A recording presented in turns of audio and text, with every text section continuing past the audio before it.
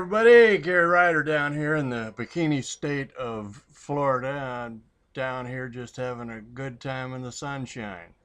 And I can't wait to get back to Texas. I got Texas on my mind. I wanted to share a story with you because a lot of people have asked me about Wolfman Jack. They want to know, what it was like to hang out with this guy. Well, first of all, I was doing weekends at KRBE in Houston, okay, which was, what we call it, Houston Super Rock. And Barry Kay was there, and C.C. McCartney was there. Weaver Morrow, who just passed away recently, he was there. Dr. Don, Bunny Taylor, Marie Taylor. If you see her on my Facebook page, what a doll she's been all these years, and still talking to all of us, and she's got an art studio in Los Angeles now. But anyway, back to the Wolfman story. Um, I used to hang out with CC and Barry. I mean, these were guys that were legends in rock and roll radio stations. Barry Kay was like, what did he get? Billboard magazine's disc jockey of the year back in the 80s. And CC McCartney, every time I heard him on the radio, man, it just give me goosebumps because I love listening to the guy so much. But anyway, they kind of took me under their wing, both of them, CC and Barry. And CC called me at home one time. I was driving 18-wheelers and working at radio stations on the weekends. And CC called me at home and said, "Hey, Ride, hey, man, I got no way to work today. Can you come down and give me a ride?" Well, I was already in the truck in an 18-wheeler.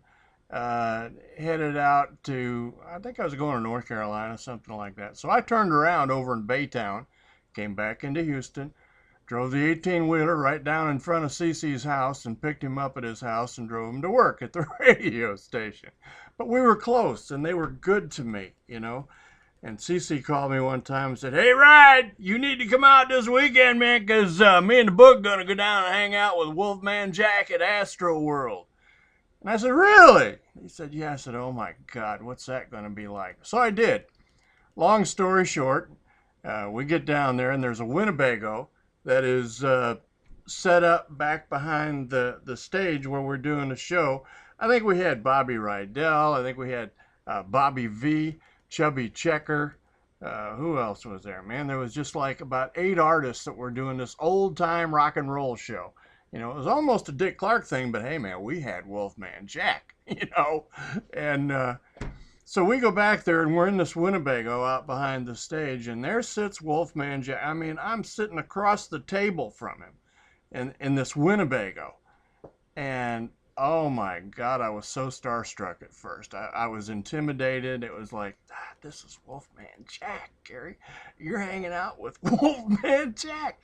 And Barry and Cece told me, hey, Ride, Cece's doing this. "Hey, Ride, settle down, man. Everything's cool. Hey, Wolfman, you cool with Gary?" And Wolfman go, "Yeah, man, I'm cool with everybody. My, you furry little bunny, you." Anyway, or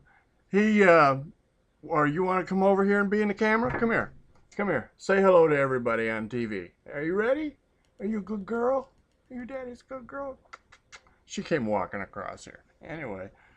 I'm sitting there and we're all imitating Wolfman to his face, and I'm not believing this is happening. It was so cool. And I looked at him and did a couple of Wolfman imitations. And Wolfman looks at me and he goes, Gary, I'm going to tell you one thing, man. Sometimes you sound more like the Wolfman than the Wolfman does, baby. Well, I knew I didn't. But to tell you the truth, to have that man sitting there talking to us, we're having a good time, he's having a good time. Then we all go out on stage. I think Bobby Vinton opened the show or one of them like that. And to go out there and do that and be there and hang out with this man was incredible. His real name is Bob Smith. He was born and raised in New Jersey. And he got that big radio show down there in Mexico that was just going everywhere. Then along came American Graffiti. And the Wolfman was huge.